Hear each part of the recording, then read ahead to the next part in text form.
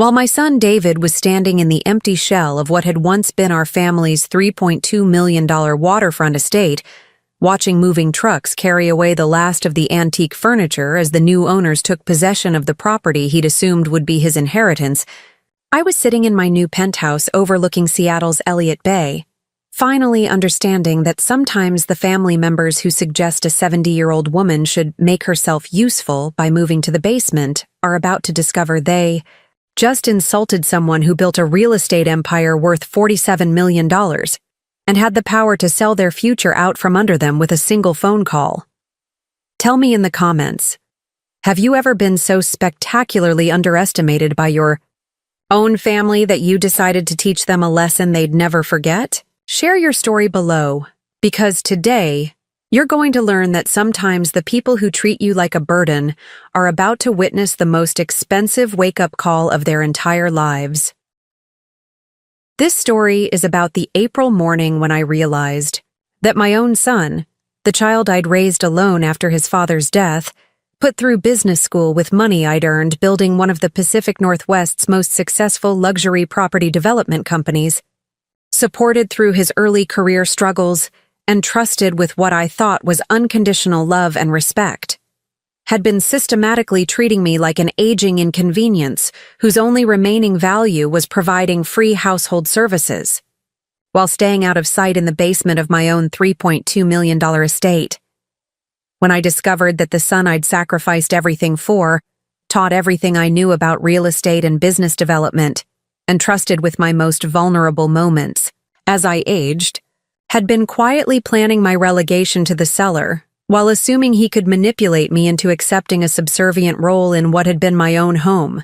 built with my own vision and paid for with my own success, all while living rent-free, in luxury that represented the culmination of 25 years of strategic property development and business excellence.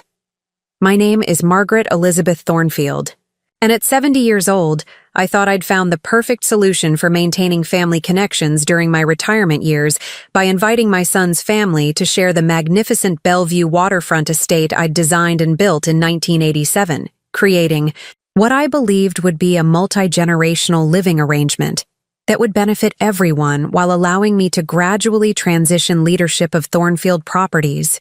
the luxury development company I'd built from nothing into one of Washington State's most prestigious real estate firms, with a portfolio worth over $47 million. The 8,000-square-foot contemporary estate that David had been assuming would eventually become his inheritance was actually the crown jewel of my property portfolio, a custom-designed architectural masterpiece sitting on 3 acres of private Lake Washington waterfront with panoramic views of Mercer Island, the Cascade Mountains, and Seattle's skyline that had been featured in Architectural Digest, Pacific Northwest Home and Garden, and Seattle Magazine as an example of how sophisticated residential design could enhance, rather than compromise, natural environmental beauty.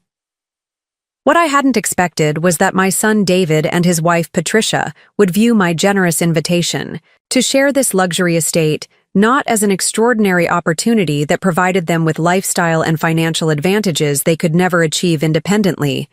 but as evidence that I was becoming dependent and malleable, ready to accept whatever living arrangements they deemed appropriate for an aging mother whose business acumen, financial independence, and property ownership rights were apparently no longer relevant to family decision-making processes. The 3-story waterfront mansion in Bellevue's exclusive Medina neighborhood had been my personal architectural statement, and the culmination of everything I'd learned about luxury residential development during 2.5 decades of creating custom homes for Seattle's most successful technology entrepreneurs, venture capitalists, professional athletes, and entertainment industry executives who demanded both aesthetic excellence and investment-grade property appreciation. By 2024, the estate had become worth over $3.2 million due to both its premier, waterfront location and the sophisticated architectural design that had incorporated sustainable building practices, smart home technology, and luxury amenities that had kept the property at the forefront of contemporary residential excellence while maintaining timeless appeal that would ensure continued value appreciation across multiple decades. My late husband, Robert James Thornfield, had been a senior captain for Alaska Airlines who'd shared my vision for creating extraordinary residential properties that would serve successful families for generations while building long-term wealth through strategic real estate development and investment. At the time of his death from heart complications in 2019, Robert had been actively supportive of my decision to transition from hands-on property development to portfolio management, understanding that our real estate holdings had grown substantial enough to provide financial security and creative satisfaction without requiring the intensive travel and project oversight that had characterized my earlier career phases.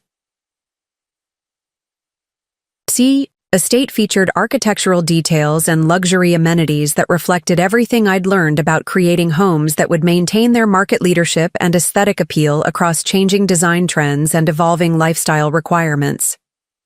The main level included formal living and dining areas with floor-to-ceiling windows that captured spectacular water views throughout the day,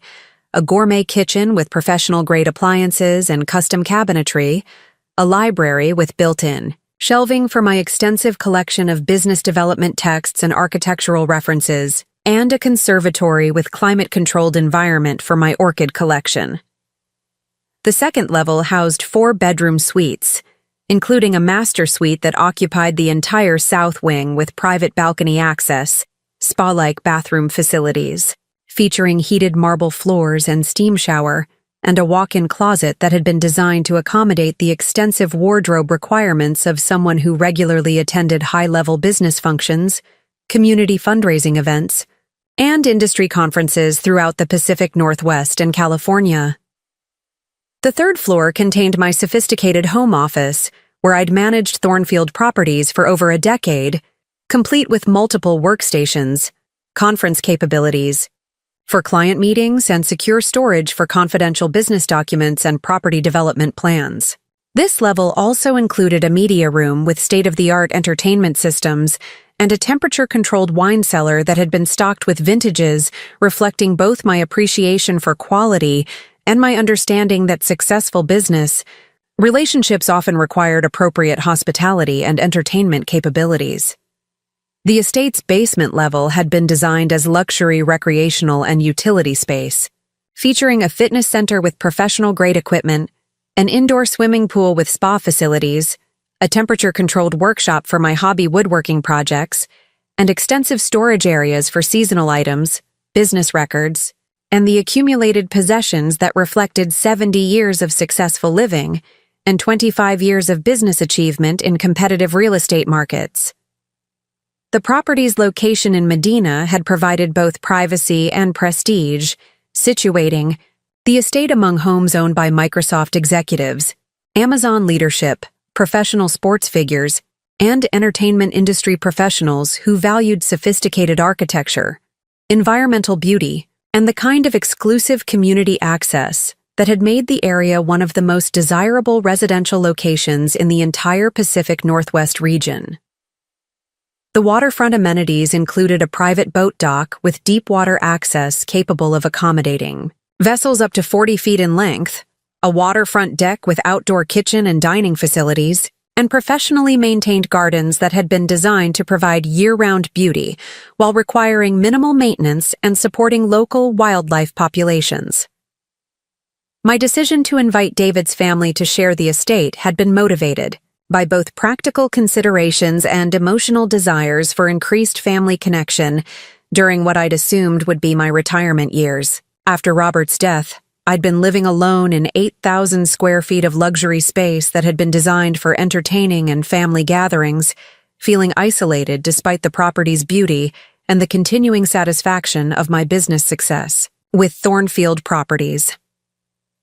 The Medina estate had been perfect for two people with active professional and social lives, featuring multiple entertaining areas, guest accommodations, and the kind of sophisticated amenities that had supported our extensive business networking and community involvement. But as a single occupant who was beginning to consider reducing my active business management responsibilities while wanting to maintain family connections and continue contributing to community development projects, the property had felt overwhelming and underutilized. David's family had been struggling with housing costs in Seattle's inflated real estate market,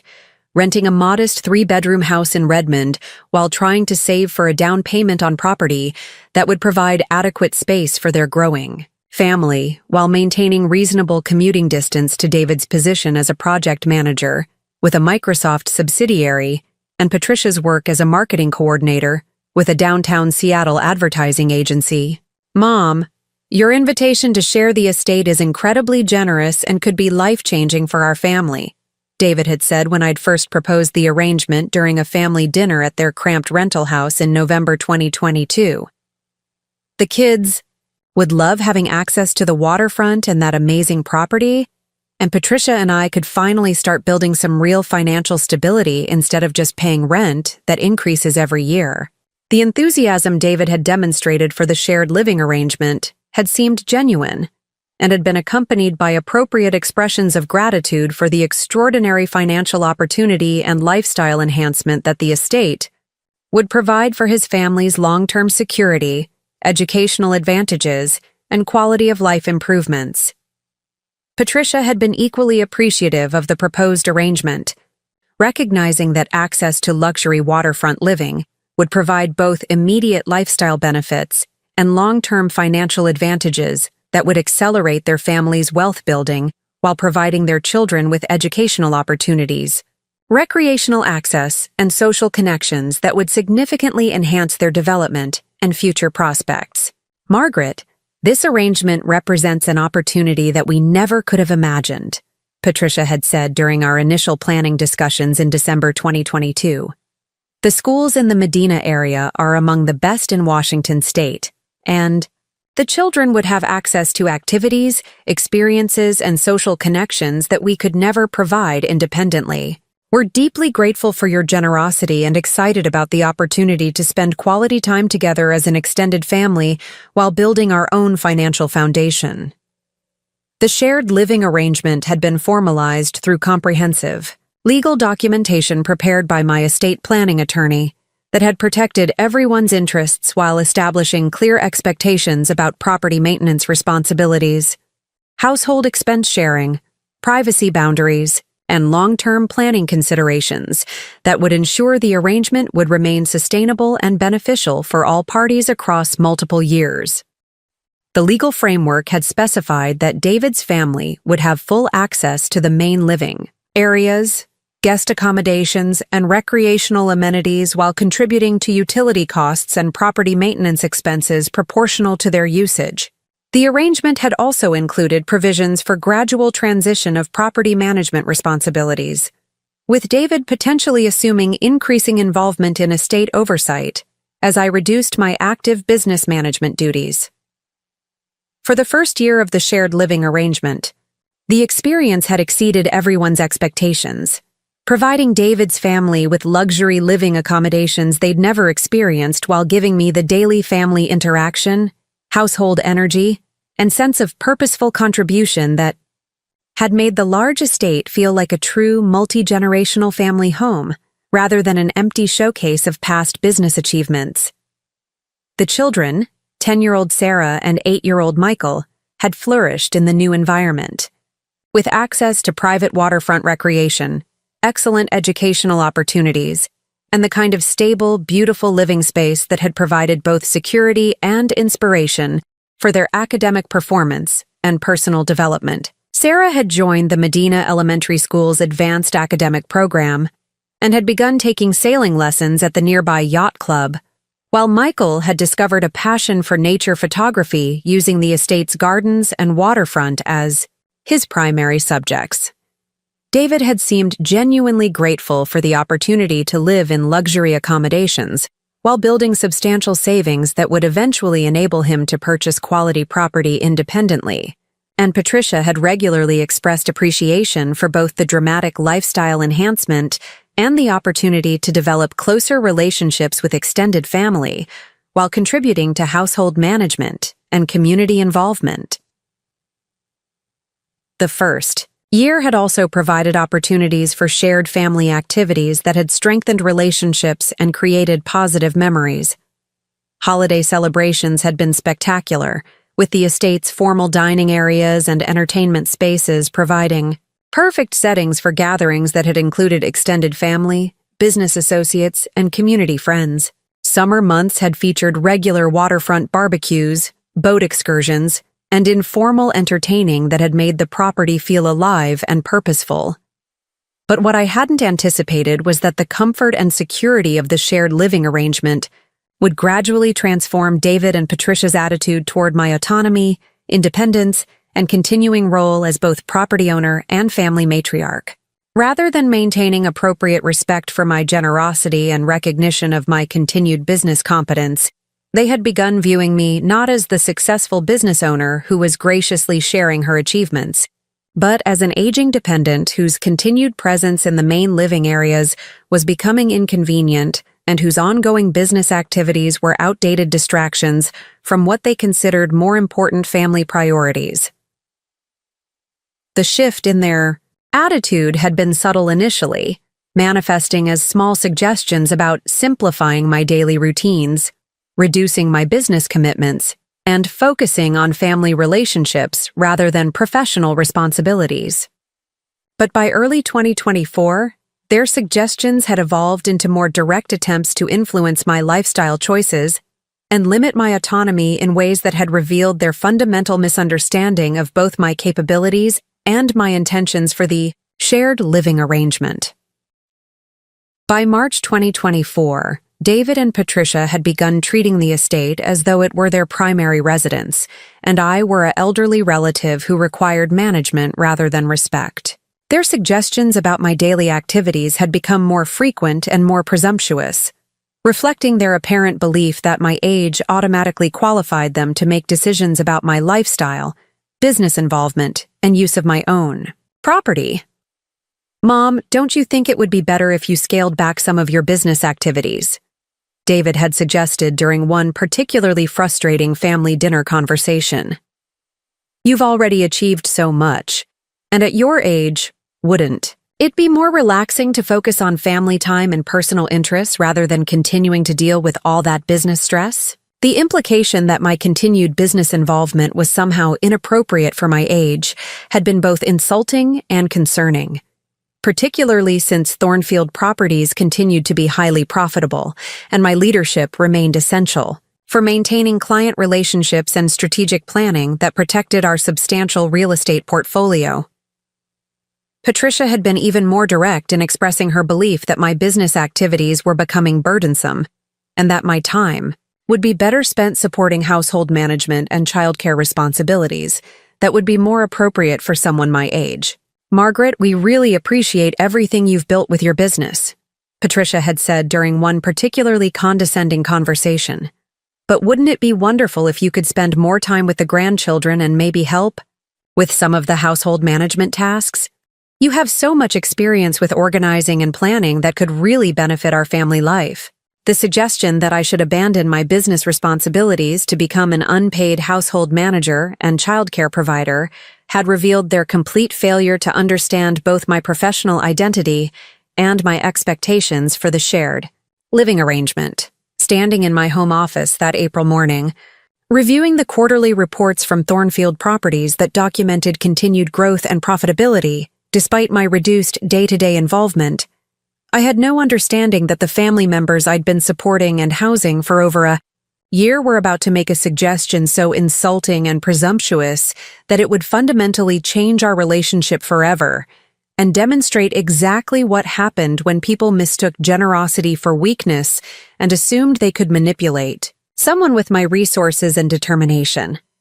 The real estate expertise, financial resources, business relationships, and legal property ownership that David and Patricia had been taking for granted were actually going to become the foundation for teaching them the most comprehensive lesson they'd ever receive about respecting the people who'd made their comfortable lifestyle possible, and understanding that some suggestions have consequences that can reshape entire family futures in ways they'd never anticipated.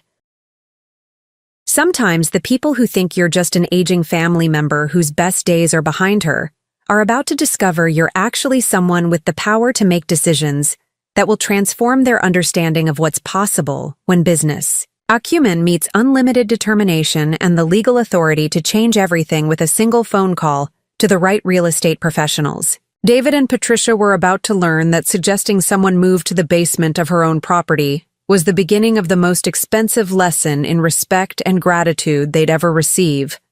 and the most dramatic demonstration of what happens when you underestimate someone who built a multi-million-dollar empire and retained both the knowledge and the power to use it when circumstances required decisive action that would change everything forever. Standing in my Lake Washington home office that April morning, reviewing the financial statements and property portfolios that documented 25 years of strategic real estate development across 3 states, I realized I needed to understand how I'd reached this point of casual dismissal from family members who should have been celebrating my continued business success and professional competence rather than treating my achievements as outdated relics from a bygone era. But to comprehend the full scope of what was building toward that devastating basement suggestion, you need to know about the empire of luxury properties, business relationships, and financial resources I'd built before David and Patricia decided. My expertise was something to be managed rather than respected, an empire that had made their systematic underestimation both possible and ultimately the most expensive mistake they would ever make. My journey to that frustrating April morning had begun 70 years earlier, when I'd been born Margaret Elizabeth Richardson to parents who understood that a woman's financial independence and professional competence were not optional conveniences, but essential survival skills in a world that rarely offered women second chances or easy paths to business ownership and substantial wealth accumulation. My father, William Alexander Richardson, had been a construction foreman for the Washington State Department of Transportation, specializing in highway infrastructure projects, bridge construction, and public works developments that had helped build the modern transportation system connecting Seattle to the rest of the Pacific Northwest. He'd spent his career understanding complex engineering requirements, managing construction teams, and ensuring that projects worth millions of taxpayer dollars were completed according to specifications that would keep them functioning safely and efficiently for decades under the most challenging weather conditions and heavy usage demands. "Margaret," my father had said during one of our regular Sunday evening conversations about my future plans when I'd been 14 years old, "the most important thing you can learn is that real estate and construction are the foundation of all wealth in America. People always need places to live and work, and the person who understands how to provide quality properties will never lack for business opportunities or financial security." My mother, Dorothy Rose Richardson, had been equally influential in shaping my understanding of what was possible for an educated woman willing to work harder and think more strategically than the people around her. She'd worked as a bookkeeper for a small real estate development company in Tacoma, while also managing our household with the kind of meticulous attention to financial detail and long-term planning that had kept our family financially stable. Despite the economic uncertainties that had characterized the 1950s and 1960s, "Darling," my mother had told me during my high school years, "never depend on anyone else for your financial security or professional fulfillment. The women I know who have the most independence and respect are those who understand business, principles, can analyze investment opportunities, and build their own wealth rather than hoping someone else will take care of them." The Richardson household had been financially conscious and business-oriented in ways that had prepared me for the entrepreneurial career I would eventually build. Dinner conversations had regularly included discussions of property values, construction, costs, business management principles, and the importance of building assets that would generate income and appreciate in value while providing security and independence that couldn't be taken away by economic downturns or changes in personal circumstances. Our home had been filled with real estate magazines, business publications, and the kind of analytical thinking that had made complex investment decisions seem logical rather than overwhelming. By age 16, I'd already been helping my mother with basic accounting tasks and had developed sophisticated understanding of profit margins, cash flow management, and the relationship between risk and return that would characterize my entire approach to business development and investment strategy. My academic journey had begun at Tacoma's Stadium High School, a public school known for its rigorous business and mathematics programs, and its emphasis on preparing students for careers in commerce and professional services, rather than just traditional academic subjects. The school's approach to education had emphasized practical problem-solving, precise analytical thinking, and the kind of personal discipline and time management skills that would serve me well in competitive business environments throughout my career. At Stadium High, I'd excelled in mathematics, business courses, and economics, while also developing the organizational abilities and attention to detail that would characterize my entire approach to property development and business management. The school's student body had included children of small business owners, real estate professionals, contractors, and skilled tradespeople who understood that business education was the primary path to economic advancement and professional recognition. In Washington's growing development and construction industries, Miss Richardson, my business mathematics teacher had written in a recommendation letter, demonstrates exceptional ability in financial analysis and investment planning. She has the mathematical intelligence to understand complex business relationships and the practical judgment to make decisions that balance risk with opportunity in ways that suggest natural talent for business management. My senior thesis project at Stadium High had focused on residential property development in the Puget Sound region, research that had required me to analyze demographic trends, construction costs, zoning regulations, and market conditions while also developing original investment proposals that demonstrated how strategic property acquisition and development could generate substantial returns while providing quality housing that served community needs. The University of Washington's School of Business had been the obvious next step, offering one of the most respected business programs on the West Coast, and a curriculum that combined rigorous theoretical education with practical experience in real-world business applications and entrepreneurship development. During my 4 years at the University of Washington, I'd maintained a 3.8 GPA while also working part-time as an assistant to a residential real estate broker in Seattle, and completing internships with major property development firms that had provided hands-on experience in every aspect of real estate transactions from initial property analysis to financing arrangements to construction oversight and final sales processes. The business program at Washington had been particularly demanding, requiring students to develop expertise in accounting principles, financial analysis, marketing strategies, organizational management, and business law, while also completing complex case studies that demonstrated analytical thinking, strategic planning abilities, and understanding of how successful businesses function as integrated systems serving multiple stakeholder interests. Margaret has demonstrated exceptional ability in both analytical and practical aspects of business education, my real estate finance professor had written during my senior year. Her projects consistently demonstrate sophisticated understanding of market dynamics and investment principles, while also exhibiting the kind of strategic thinking and risk assessment capabilities that characterize successful entrepreneurs. My senior capstone project at Washington had examined innovative approaches to residential development in the Pacific Northwest, focusing on how traditional building methods could be combined with contemporary design principles and environmental considerations to create properties that were both profitable for developers and appealing to buyers seeking quality housing with long-term investment potential. The project had been selected for presentation at the Pacific Northwest Regional Business Students Conference and had received recognition from the Washington State Association of Realtors as an outstanding example of how young business professionals could contribute to solving contemporary housing challenges while building successful careers in real estate development and investment. After graduating magna cum laude from Washington in 1976, I'd spent 18 months working for a small commercial real estate firm in Bellevue, providing market analysis and investment evaluation services for clients seeking to acquire or develop retail and office properties in the rapidly growing suburbs surrounding Seattle. The position had been excellent preparation for understanding the complex financial and legal aspects of real estate transactions, while providing experience in the kind of detailed analytical work that would become central to my career specialization in luxury residential development.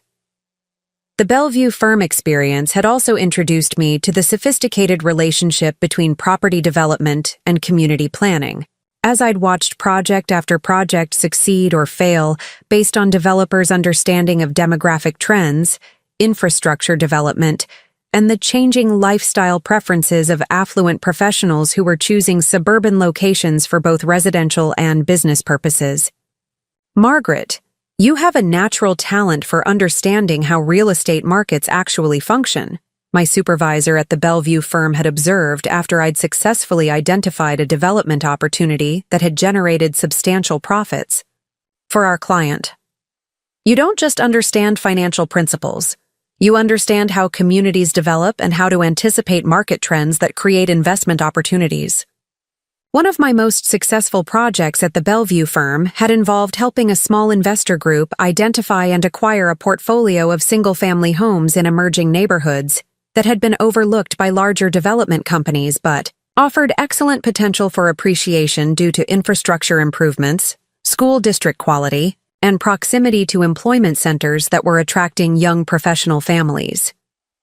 The project had required 6 months of intensive market research, demographic analysis, and financial modeling that had enabled the investors to acquire 12 properties at below-market prices and develop them into luxury rental units that had generated both substantial monthly income and significant capital appreciation over the following 3 years. Ms. Richardson has demonstrated exceptional ability in identifying investment opportunities that others overlook, the investor group had written in a testimonial letter. Her analytical skills and market knowledge enabled us to build a profitable portfolio while providing quality housing that serves community needs. Her expertise created value for everyone involved. The success of the small-scale residential development project had been particularly meaningful because it had demonstrated how sophisticated market analysis could create win-win situations that benefited investors, residents, and communities while establishing the foundation for larger and more ambitious development projects that could generate substantial wealth and professional recognition.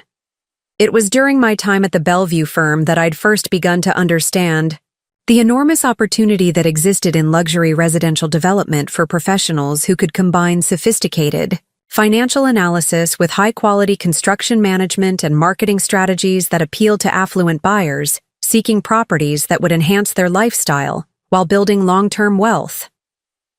This insight had led directly to my decision to pursue a position with Morrison Development Group, one of Seattle's most prestigious residential development companies, where I believed I could develop the expertise necessary to specialize in the kind of luxury property development that could transform how successful families thought about the relationship between housing and wealth building.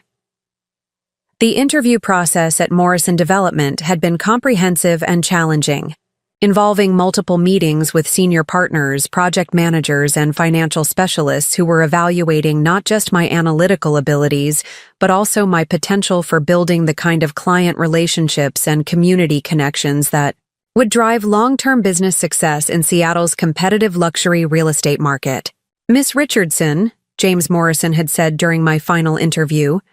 luxury residential development is ultimately about understanding how successful people want to live and having the expertise to create properties that exceed their expectations while building substantial value. Do you think you can develop that kind of market understanding while also mastering the complex financial and construction management skills that distinguish truly professional development companies? My answer had been based on my experience analyzing diverse property types and market segments at the Bellevue firm. Mr. Morrison, I've learned that successful real estate development requires combining sophisticated financial analysis with genuine understanding of what buyers value most. I believe my background in market research and my experience with complex investment evaluation has prepared me to contribute to development projects that serve both client needs and business objectives. The starting position at Morrison Development had been as a junior analyst in the residential development division, earning $28,000 per year while learning the sophisticated market analysis, project management, and client relationship approaches. that had made Morrison one of the most respected luxury development companies in the Pacific Northwest. But what had distinguished me from other entry-level employees had been my systematic approach to understanding not just how to identify profitable development opportunities, but why certain property types and locations consistently outperformed others and how different market factors could be analyzed to predict long-term investment returns. Within my first 3 months at Morrison Development, I'd immersed myself in the company's portfolio of completed projects, studying every aspect of their development philosophy, financial strategies, and construction management approaches, while also building relationships with the contractors, architects, and marketing professionals who were essential partners in transforming raw land into luxury residential communities. Within 6 months, I'd begun identifying opportunities to improve project profitability and market appeal by suggesting better integration between financial planning and design development, more effective marketing strategies that targeted affluent buyers' specific lifestyle preferences, and innovative construction approaches that could enhance quality while controlling costs that affected both project margins and final sales prices. Margaret processes complex market information faster and more accurately than analysts with years of experience, James Morrison had noted in my first performance review. But more importantly, she understands how development decisions affect both project profitability and buyer satisfaction in ways that demonstrate genuine business maturity and market sophistication. The promotion to senior analyst had come after 18 months, recognizing not just my analytical abilities, but also my capacity to manage client relationships, coordinate with consulting professionals, and handle the complex project administration. That was essential for successful development projects in an increasingly competitive and regulated market environment. As a senior analyst, I'd been responsible for managing medium-sized residential development projects from initial land acquisition through construction completion and final sales, requiring both creative problem-solving skills and practical business management abilities that ensured projects delivered exceptional value while being completed on schedule and within budget constraints that protected profitability margins. The most challenging aspect of the senior analyst position had been learning to balance buyer preferences with construction limitations and financial requirements, developing project plans that satisfied everyone's needs while maintaining the quality standards and profit margins that had built Morrison Development's reputation for excellence in luxury residential development. My first major independent project had been the development of a custom home community in Mercer Island, a prestigious undertaking that had required sophisticated market analysis, innovative financing arrangements, and construction management that would create luxury homes appealing to Seattle's most successful business executives while generating substantial returns for Morrison's investment partners. The project had required extensive research into demographic trends, lifestyle preferences, and architectural styles, while also developing innovative marketing strategies that would differentiate our properties from competing developments and justify premium pricing that reflected the superior quality and exclusive location. Margaret has created a development plan that perfectly balances market appeal with financial viability, the Mercer Island project investors had written in a letter to James Morrison. Her market research and financial analysis have resulted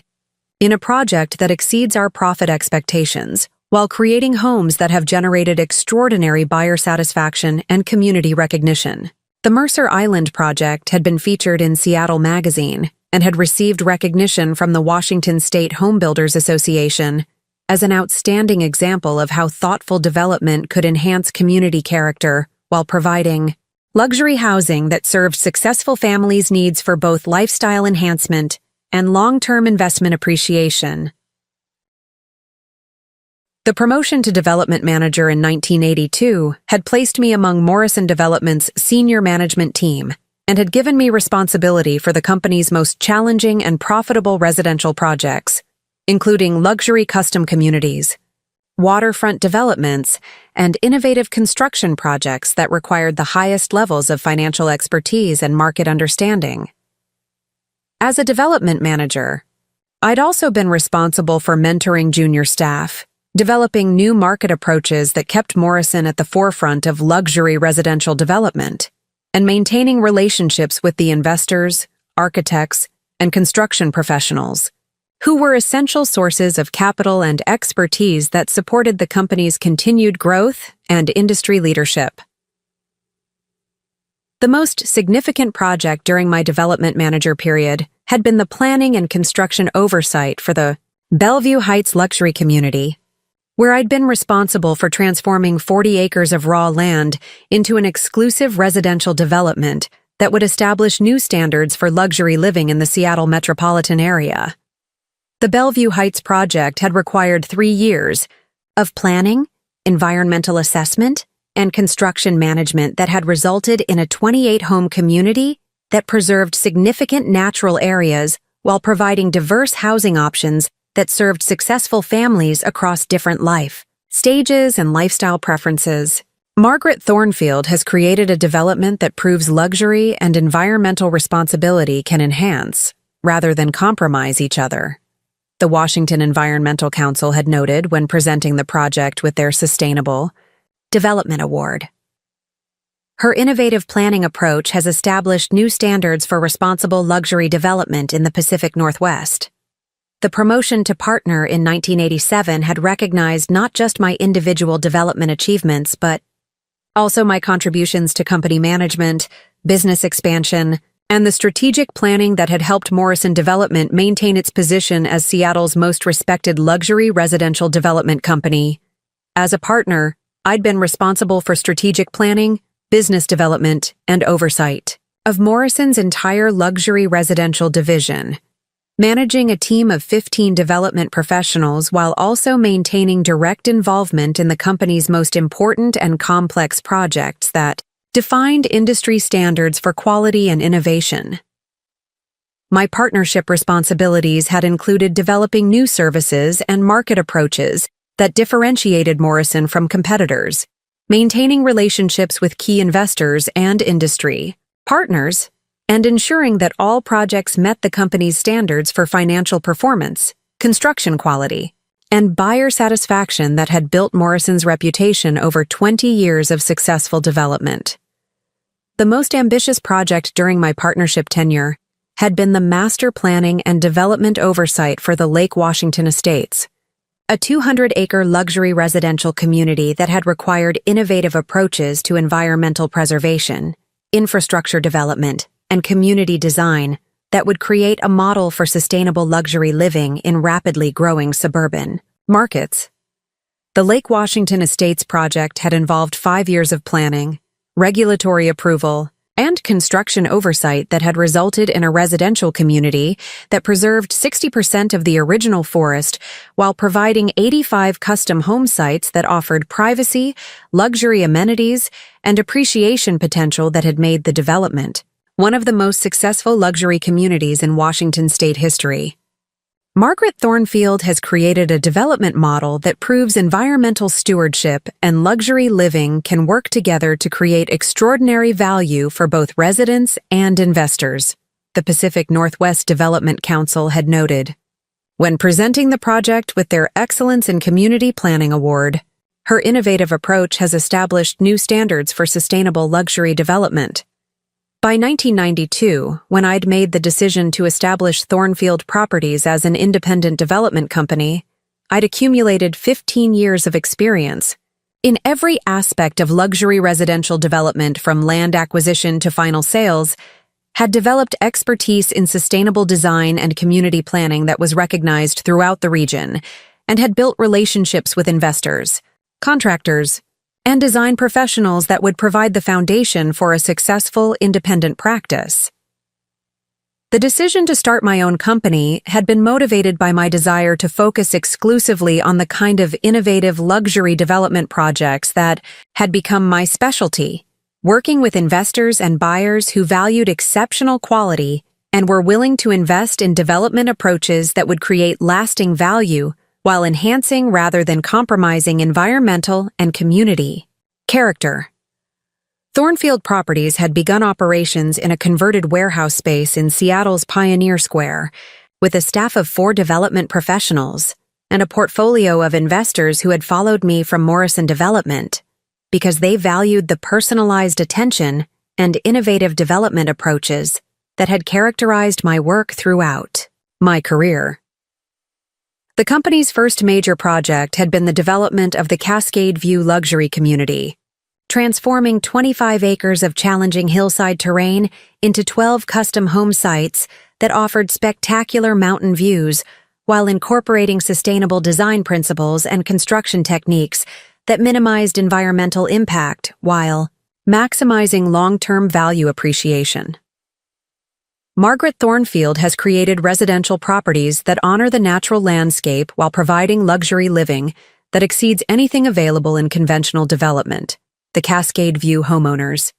Association had noted in their community newsletter. Her development approach demonstrates how environmental responsibility and luxury living can enhance each other.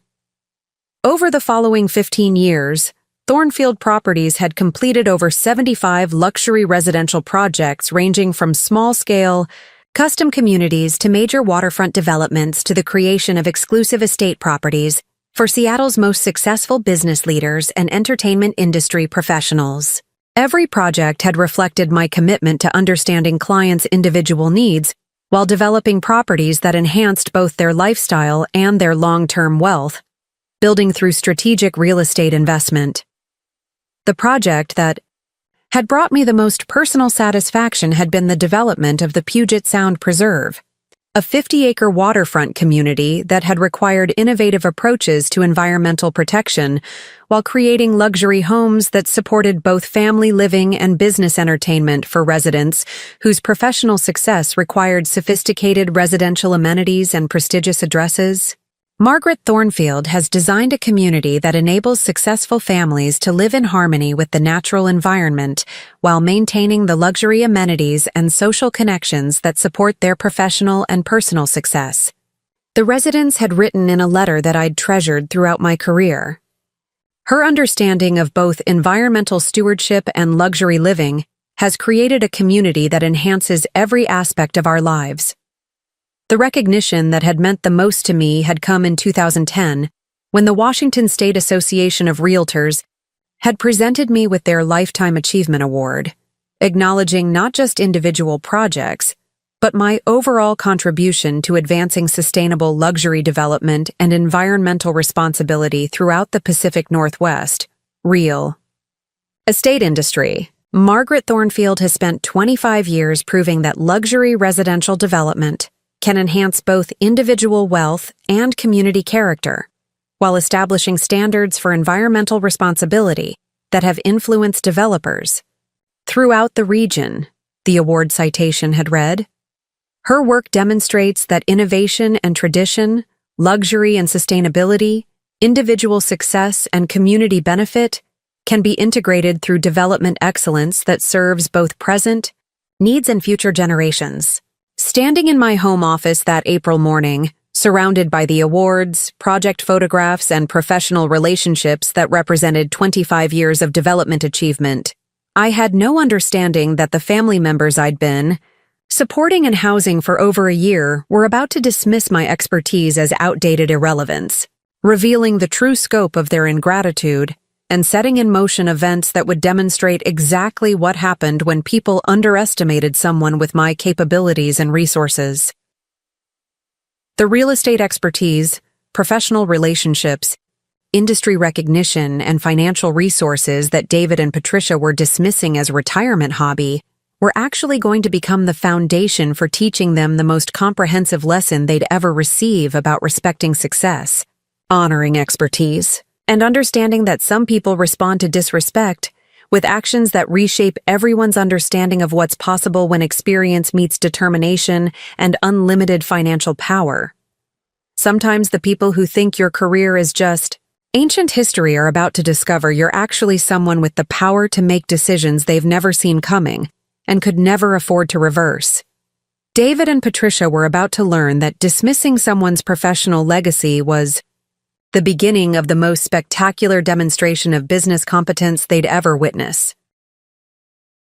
Standing in my Bellevue home office that April morning, reviewing the family photographs and business documents that documented years of successful collaboration and mutual respect. I couldn't help but remember how different David's attitude toward my real estate expertise had been just 5 years earlier, when he'd been a struggling Microsoft project manager, desperate for the kind of financial guidance and property investment opportunities that only someone with my experience and portfolio could provide. It was a relationship that had been built on genuine respect for my capabilities and sincere gratitude for the sacrifices I'd made to ensure his success. A time when David had spoken with such enthusiasm about learning from my expertise and building a family real estate portfolio that would honor the professional standards and innovative approaches that had defined my career. But what I discovered when that devastating basement conversation unfolded would transform my disappointment and shock into a cold, calculating determination that would change everything forever and demonstrate that some 70-year-old women fight back with financial decisions that reshape entire family dynamics and community understanding of what's possible when business expertise meets unlimited determination and the legal authority to make decisions that can alter lives permanently.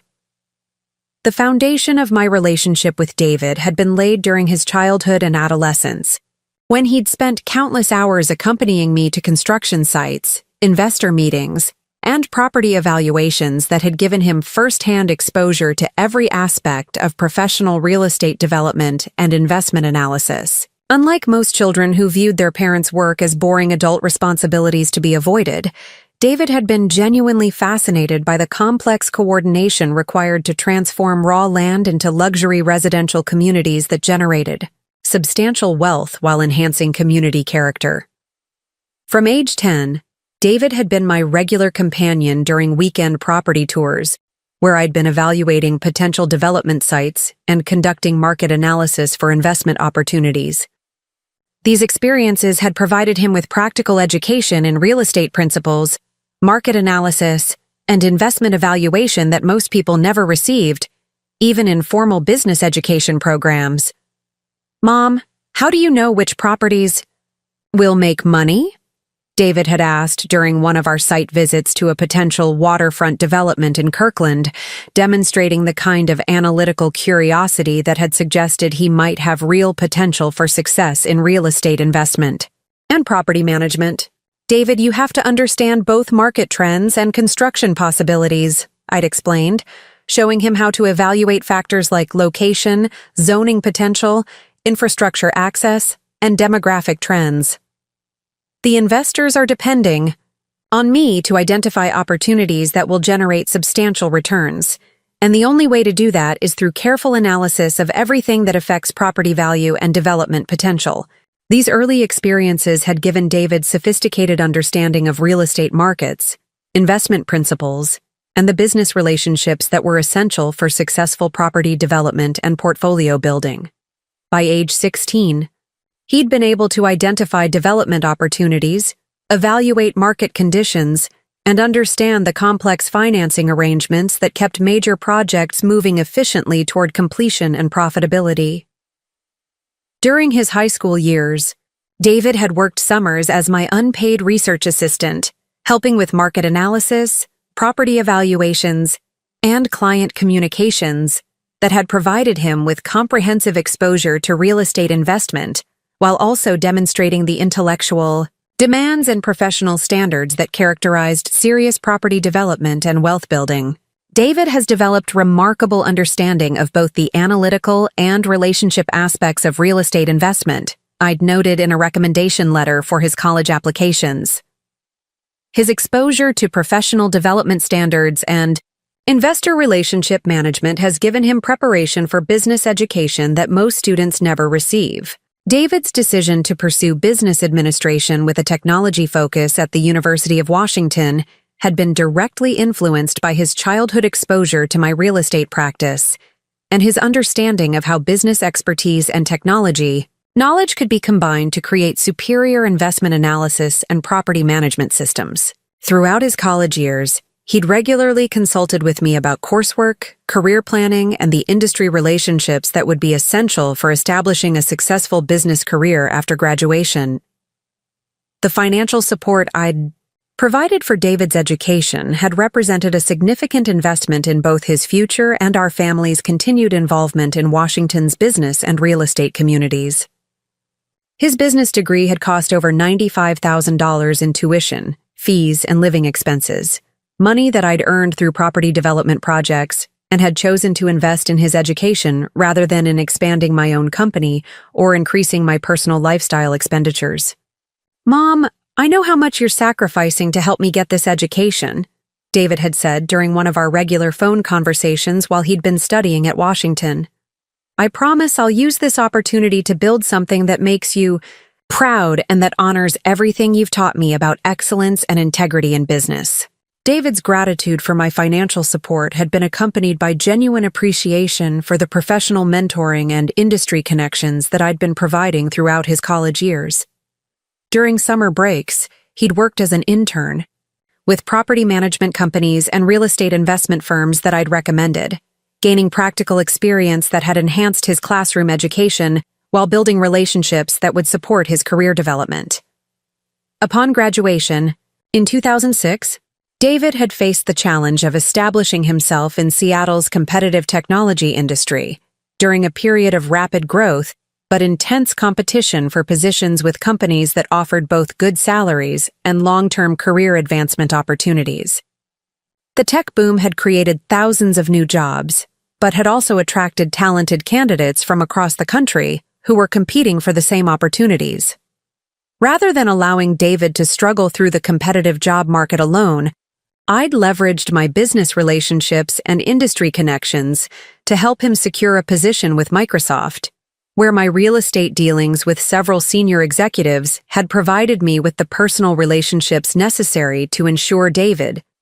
received serious consideration for positions that matched his education and interests.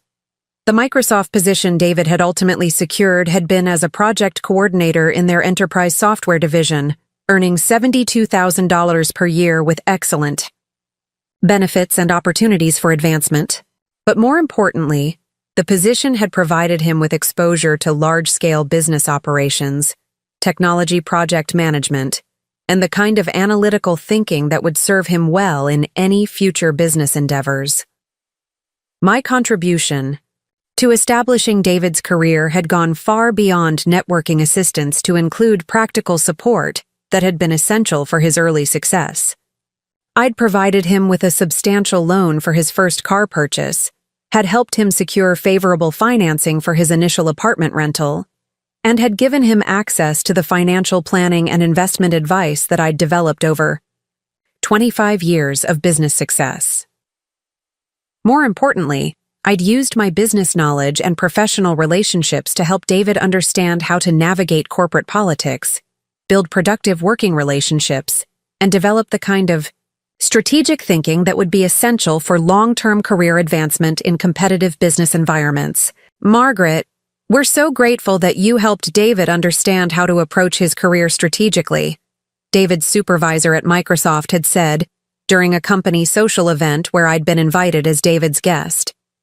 "His professional maturity and business acumen are exceptional for someone his age, and his analytical approach reflects the kind of training that most people don't receive until much later in their careers." The introduction of Patricia into our family dynamic had occurred in 2008, when David had begun dating a marketing coordinator, whose background in advertising and public relations had provided her with exposure to Seattle's business community. Though her experience had been limited to the creative and promotional aspects, rather than the financial analysis and strategic planning that characterized my real estate development practice.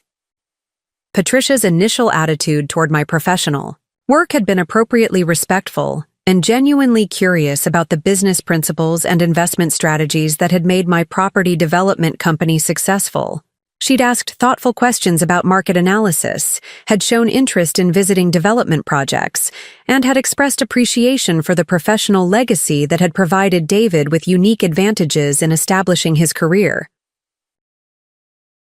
"Margaret, I'm fascinated by the sophistication of your real estate business," Patricia had said during one of our early family dinners. "David has explained how much your expertise and connections have meant to his career development, and I Can see why your clients have such confidence in your professional judgment and investment recommendations. Patricia's background in marketing had given her practical understanding of brand development, customer relationship management, and the importance of reputation in maintaining long-term business success. Her appreciation for my work had been informed by professional experience that had taught her to recognize the difference between superior and mediocre business practices. During their engagement period, Patricia had regularly sought my advice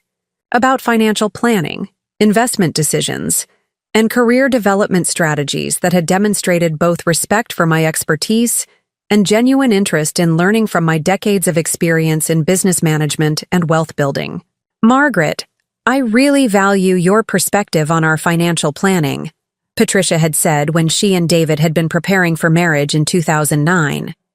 Your business knowledge helps me understand investment principles and long-term financial strategies that I would never have learned from my marketing background. The collaborative relationship that had developed between Patricia, David, and myself during this period had been based on mutual respect, shared interests in financial success, and genuine appreciation for the expertise that each of us brought to family discussions about career development, investment planning, and long-term wealth building. When David and Patricia had married in 2010, I'd provided substantial financial support for their wedding celebration, contributing $45,000 toward a reception that had been held at the Fairmont Olympic Hotel and had included 200 guests from both families and their professional networks. The wedding had been both a celebration of their relationship and a demonstration of our family's success and social connections within Seattle's business community. Following their marriage, I'd continued to provide financial guidance and support, helping them purchase their first home with a substantial down payment assistance of $85,000 that had enabled them to secure favorable financing and avoid private mortgage, insurance while building equity in a property that would appreciate substantially over the following decade. The home purchase process had provided additional opportunities for me to share my real estate expertise, helping David and Patricia understand market conditions, evaluate property values, and negotiate terms that had saved them thousands of dollars while ensuring they acquired a property with excellent long-term investment potential. Mom, your help with our home purchase has been incredible, David had said after they'd closed on their 3-bedroom house in Redmond. Your real estate knowledge saved us money and helped us avoid mistakes that could have cost us thousands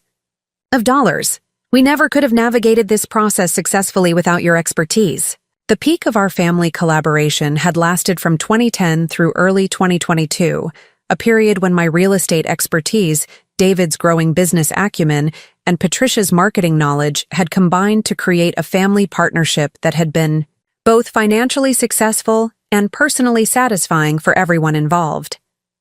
During this golden period, our family gatherings had become regular celebrations of shared success and collaborative planning. Rather than typical family social events, our time together had provided opportunities for sophisticated discussions about investment opportunities, business strategies, and financial planning that had enhanced everyone's wealth building while strengthening family relationships. Margaret, your guidance on our investment portfolio has generated returns that exceed anything we could have achieved independently, David had reported during one particularly memorable family dinner in 2015. The real estate investments you recommended have appreciated by over 40% in the past 3 years, and the rental income has provided financial security that's allowed us to take calculated risks with our other investments. My investment guidance had been based on my understanding of Seattle's real estate markets and my ability to identify properties with exceptional potential for both appreciation and rental income generation. I'd helped David and Patricia acquire a portfolio of 3 rental properties that had provided both monthly income and substantial equity growth while diversifying their wealth beyond their primary residence and retirement accounts. The investment properties had required careful analysis of neighborhood trends, renovation potential, and rental market conditions, but had resulted in a portfolio worth over $850,000 by 2020, representing one of the most successful small-scale real estate investment strategies in their age group. Patricia's contribution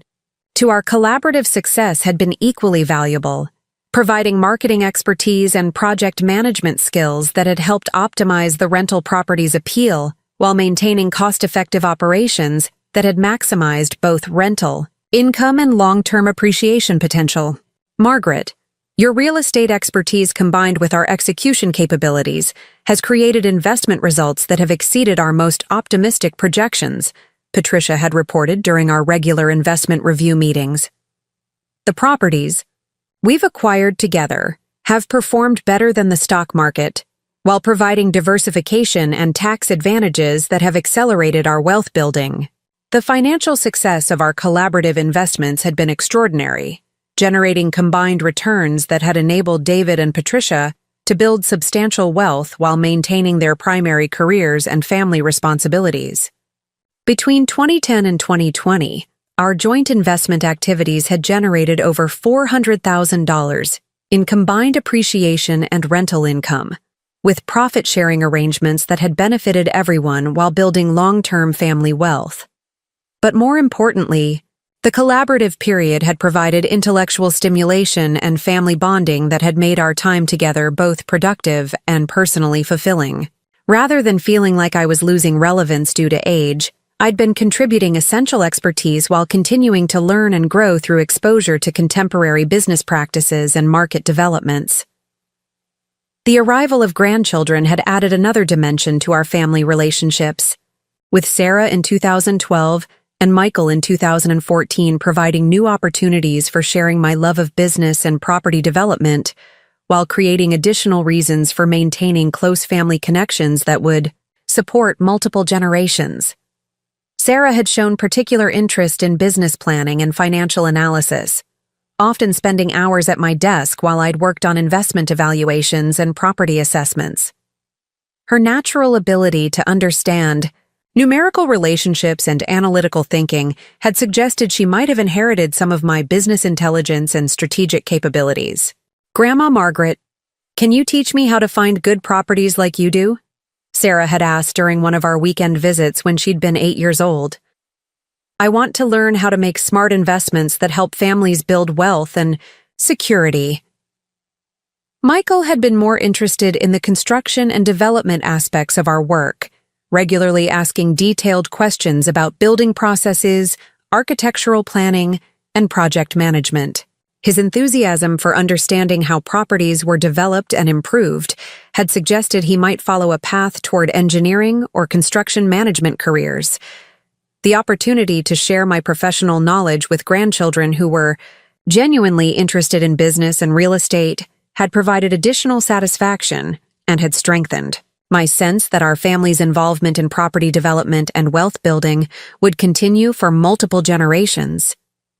During this period, David and Patricia had also been supportive of my continued professional activities, encouraging me to maintain client relationships and pursue projects that utilized my expertise while providing intellectual stimulation and professional satisfaction during my transition toward retirement. "Mom,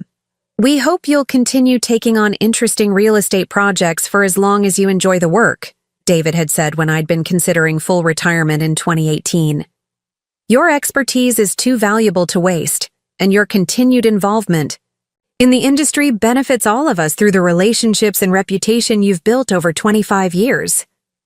Their encouragement of my continued professional activity had reflected genuine respect for my capabilities and understanding that real estate expertise and business acumen didn't diminish with age when they were supported by decades of experience and ongoing engagement with contemporary market challenges. The first indication that David and Patricia's attitude toward my expertise was beginning to change had come during a family dinner in late 2022, when Patricia had made a casual comment about updating our investment approach to reflect contemporary market trends that might be more appealing to younger real estate investors and property managers. "Margaret, your investment strategy has been incredibly successful," Patricia had said, using the kind of diplomatic language that had suggested she was trying to be tactful about a sensitive subject. "But I'm wondering if we might want to consider Some more contemporary approaches that would appeal to millennial investors who might have different risk tolerances and return expectations. The suggestion that my investment approach was somehow outdated or less effective for contemporary markets had been both surprising and concerning, given that our collaborative investments had been generating exceptional returns and had consistently outperformed broader market indices and conventional investment strategies. Patricia, I'm curious about what specific contemporary approaches you think would improve our investment performance, I'd responded, trying to understand the reasoning behind her suggestion. Our current properties have been appreciating at rates that exceed regional averages while generating rental income that provides both cash flow and tax advantages. But Patricia had been prepared with examples of investment strategies that she'd apparently been researching, presenting information about real estate investment trusts, crowdfunding platforms, and technology-based property management systems that she'd described as more efficient and less hands-on approaches to real estate investment. I think investors today are looking for more passive investment options that don't require direct property management, Patricia had explained, showing me articles about real estate investment platforms that had promised simplified investing without the complexities of property acquisition, tenant management, and maintenance oversight. David had supported Patricia's observations with comments about investment technologies and market platforms that had suggested he was beginning to question approaches that had been central to our collaborative success and had generated substantial wealth for their family. Mom, I'm seeing more people our age who prefer investments they can manage through apps and online platforms, David had said. Maybe we should consider some options that would give us real estate exposure without requiring us to deal with tenants, maintenance issues, and all the hands-on management that takes so much time. The implication that our successful hands-on investment approach was somehow outdated or inefficient had been particularly frustrating because it had ignored the superior returns and wealth building that had resulted from my expertise in property selection, market analysis, and strategic management that couldn't be replicated through passive investment platforms. But more concerning than their specific investment suggestions had been the underlying assumption that my real estate expertise needed to be modernized or simplified to remain relevant. Despite the continued success of our collaborative investments and the consistent outperformance of our property portfolio compared to alternative investment approaches. By early 2023, David and Patricia's questioning of my investment approaches had evolved into a more systematic pattern of dismissal and condescension that had affected both our business collaboration and our family relationships. The shift had become particularly apparent during investment planning meetings, where my recommendations had begun to be treated as suggestions to be evaluated and potentially rejected, rather than professional expertise to be respected and implemented. Margaret, we appreciate your perspective on this investment opportunity, David had said during one particularly frustrating planning session for a potential property acquisition. But Patricia and I think we need to pursue more contemporary investment approaches that reflect current market conditions rather than traditional real estate strategies. The use of the phrase, "We appreciate your perspective," had been a clear signal that my role in our collaboration was being redefined from lead investment advisor to consulting contributor whose recommendations could be accepted or rejected based on David and Patricia's judgment about market trends and investment preferences. But what had made their changing attitude even more insulting had been their assumption that age-related decline in my capabilities was responsible for what they perceived as resistance to innovation and adaptation to contemporary investment strategies. Mom, we understand that keeping up with current investment trends can be challenging, David had said during one particularly condescending conversation.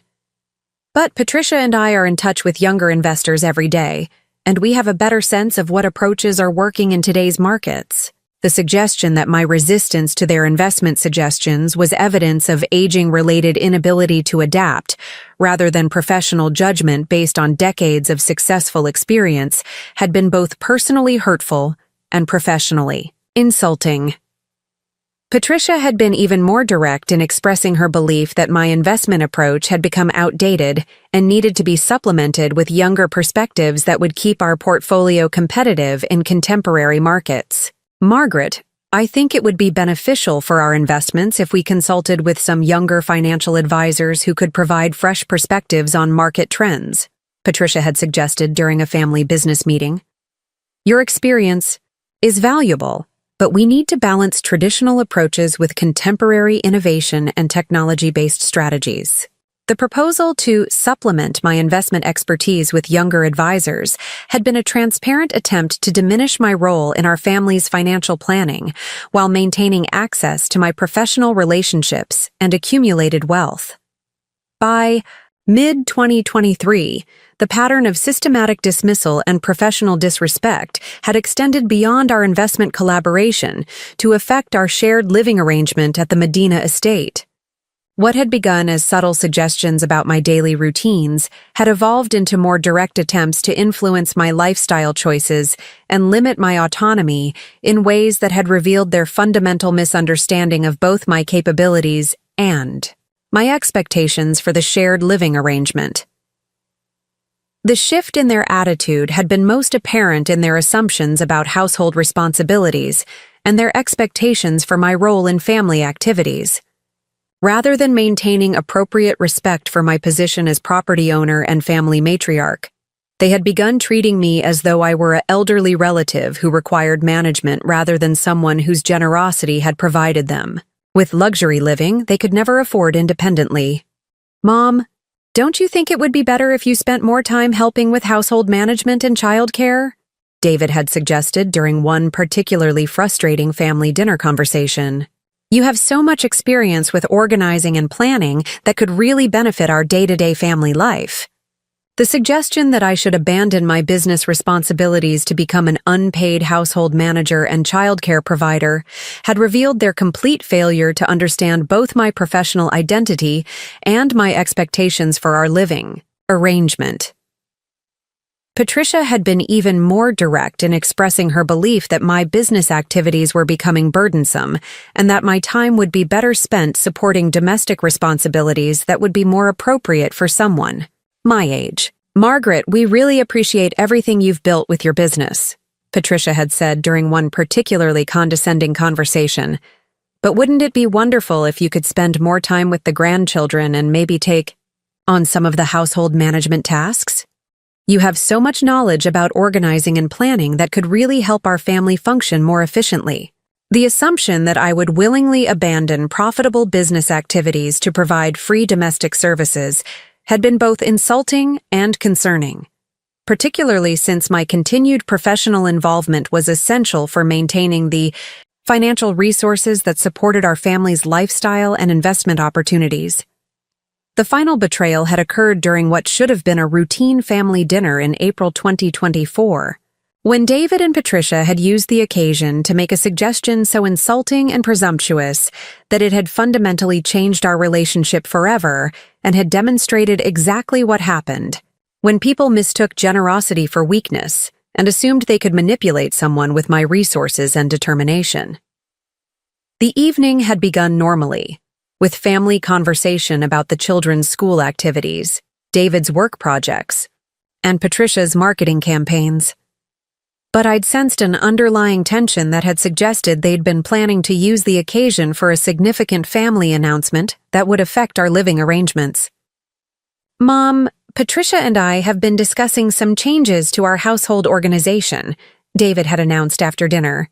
using the formal tone that had suggested he'd been rehearsing the conversation. "We think it might be time to optimize our use of the estate's space to better accommodate everyone's needs and activities." The announcement itself had been vague enough to seem reasonable, but what had followed had been a systematic presentation of their plans for reorganizing the household, in ways that would effectively demote me from family matriarch to live-in domestic assistant. "Margaret, we've been thinking about how to make the most efficient use of all the estate's beautiful spaces," Patricia had said, using false enthusiasm to disguise what had clearly been a carefully planned proposal.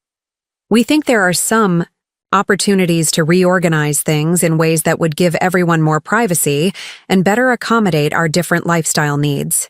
But David's specific suggestion had been the most shocking revelation of their true attitude toward my value, and their expectations for my role in the household I owned and had graciously shared with them. "Mom, we were thinking that it might make sense for you to move your living space to the basement level," David had said, delivering the insult with the casual tone of someone discussing minor household logistics.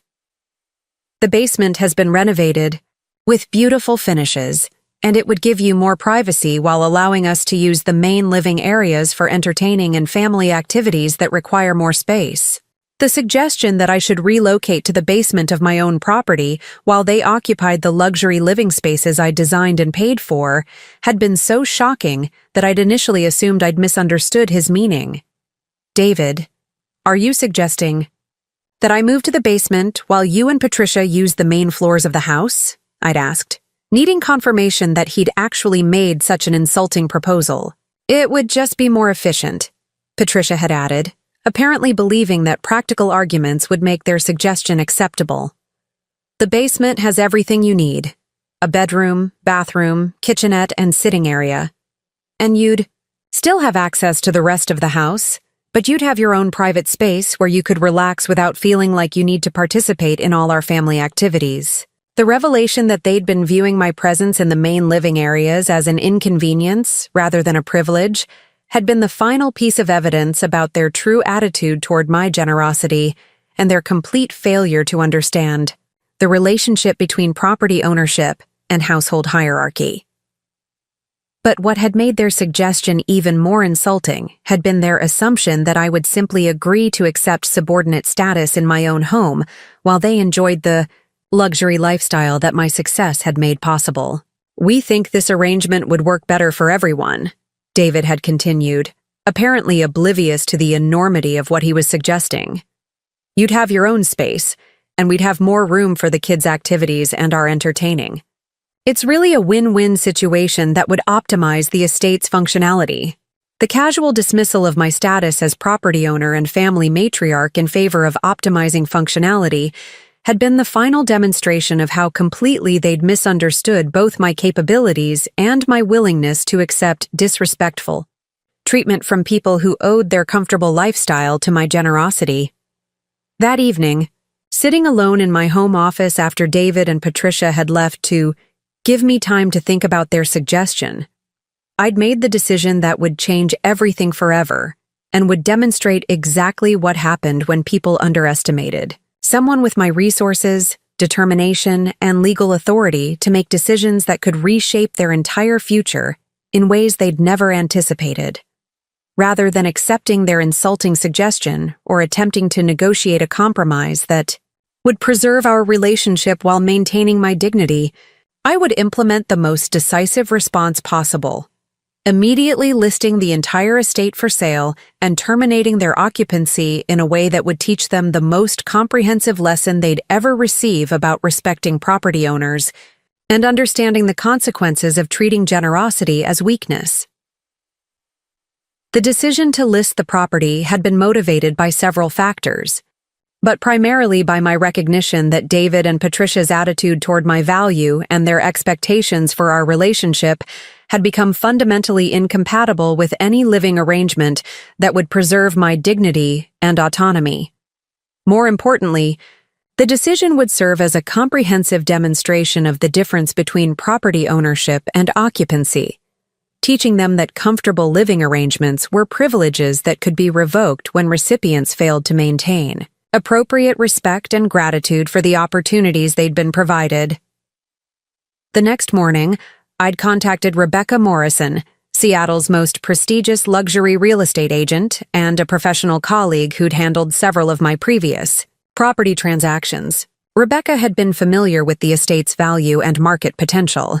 and had immediately understood both the financial opportunity and the family dynamics that had motivated my decision.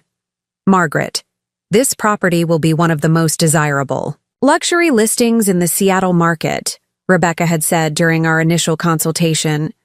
"The waterfront location, architectural quality, and prestigious neighborhood will attract buyers who are willing to pay premium prices for this level of luxury and exclusivity. The listing process had been remarkably efficient, with professional photography scheduled for the following week and marketing materials prepared that would position the estate as an exceptional opportunity for buyers seeking the finest luxury, residential properties in the Pacific Northwest.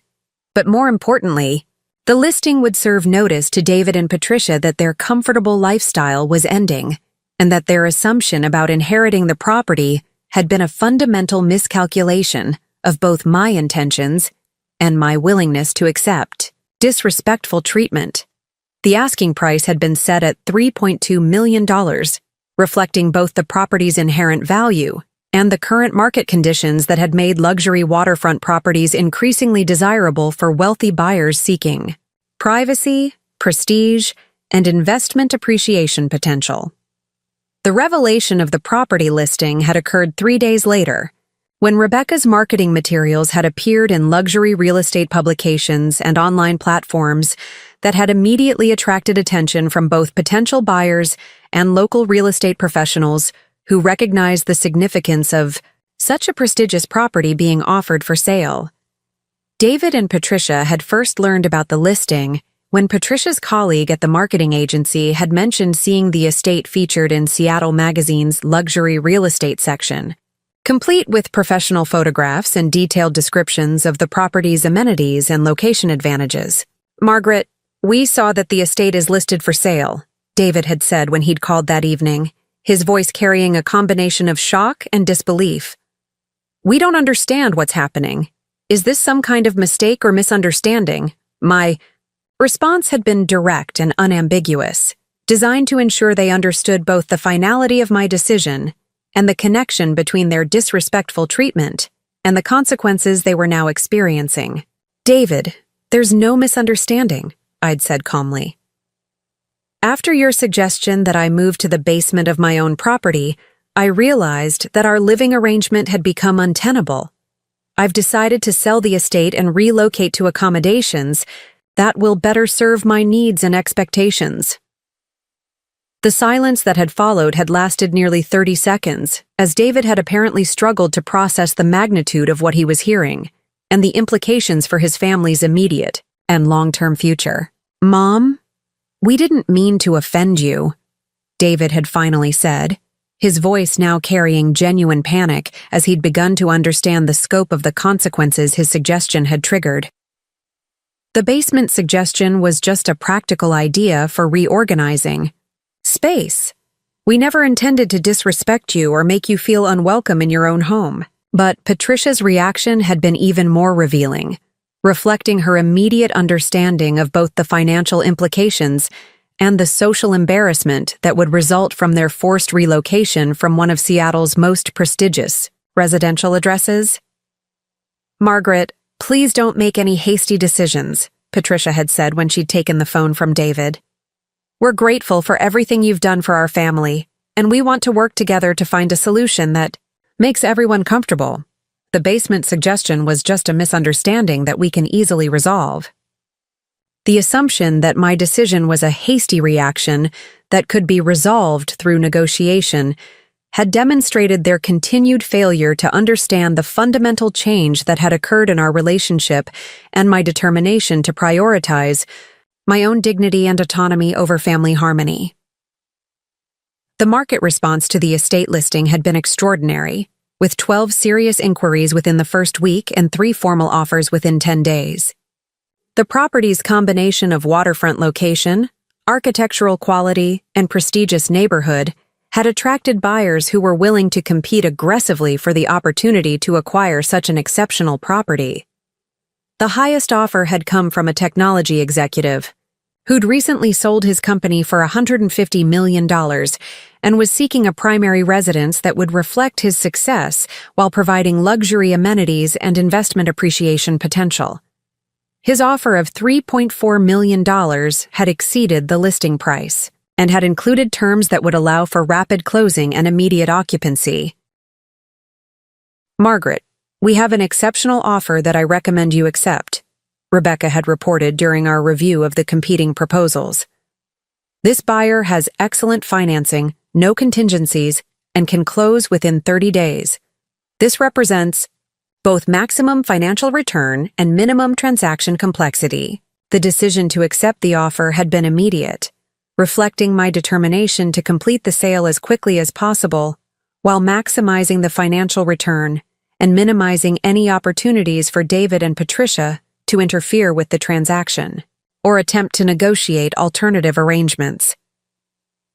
The 30-day closing timeline had provided David and Patricia with minimal time to make alternative housing arrangements, ensuring they would experience the full impact of the consequences their disrespectful treatment had generated, while learning that some decisions have permanent implications that cannot be reversed through apologies or negotiations. The revelation that the estate sale would close within 30 days had forced David and Patricia to confront the immediate reality of finding alternative housing in Seattle's competitive and expensive real estate market. Their previous rental in Redmond was no longer available, and comparable properties in desirable neighborhoods were both scarce and significantly more expensive than they'd been paying in shared living expenses. The search process had been particularly challenging because they'd become accustomed to luxury amenities and prestigious location that were available only in properties far beyond their financial capacity to purchase or rent independently. The waterfront access, private grounds, and sophisticated architectural features they'd been enjoying were available only in properties that required either substantial wealth or rental payments that would consume most of their combined income. "Mom, we're having trouble finding anything comparable to the estate within our budget," David had reported during one of several phone calls where he'd attempted to discuss their housing crisis. "The rental market has gotten much more expensive, and the properties we can afford are either too small for our family or located in areas that would require the kids to change schools." The housing search had also revealed the extent to which their lifestyle and social connections had been dependent on the prestigious address and luxury amenities I'd been providing. The children's school friends, Patricia's professional networking, and David's social relationships had all been enhanced by their association with one of Medina's most desirable properties. Patricia had been even more direct in expressing the social and professional implications of their forced relocation, reflecting her understanding of how address and lifestyle affected both personal relationships and career advancement opportunities. "Margaret, losing access to the estate means losing connections and opportunities that have been important for both our careers and the children's social development," Patricia had said during one particularly emotional conversation. "We understand that we made a mistake with our suggestion, and we're hoping you'll reconsider the sale and give us another chance to make the living arrangement work." But their appeals for reconsideration had been based on the mistaken assumption that my decision was an emotional reaction that could be reversed through sufficient expressions of regret and promises of improved behavior, rather than a strategic business decision designed to establish permanent consequences for disrespectful treatment. During the final weeks before the estate sale closing, I'd been making my own relocation arrangements, purchasing a luxury penthouse condominium in downtown Seattle's most prestigious residential tower. The new property provided spectacular city and water views, sophisticated amenities, and the kind of luxury living environment that would support both my continued business activities and my desire for social connections with other successful professionals. The penthouse purchase had been completed through cash transaction that had demonstrated both my financial independence and my ability to upgrade my living situation, while David and Patricia had been struggling to find acceptable alternative housing within their reduced budget constraints. "Margaret has acquired one of the most desirable residential properties in downtown Seattle," the real estate agent had noted in a follow-up conversation. "The penthouse provides both luxury living and excellent investment appreciation potential, while positioning her perfectly for continued business and social activities." The new living arrangement had also provided symbolic demonstration of the difference between property ownership and occupancy, with my upgraded luxury accommodations contrasting sharply with David and Patricia's downgraded housing situation, and their loss of access to the lifestyle advantages my generosity had provided. The children's reaction to the forced relocation had been particularly difficult for David and Patricia, as Sarah and Michael had formed strong attachments to the waterfront property and had been devastated by the necessity of leaving their friends and familiar environment. "Grandma Margaret, why can't we live at the beautiful house anymore?" Sarah had asked during one of our final conversations before the estate sale closing. "I loved living by the water and having my own room with the big windows." The impact on the grandchildren had been the one aspect of the situation that had caused me genuine sadness, but had also served as an important lesson about the consequences of family decisions and the importance of treating generosity with appropriate respect and gratitude.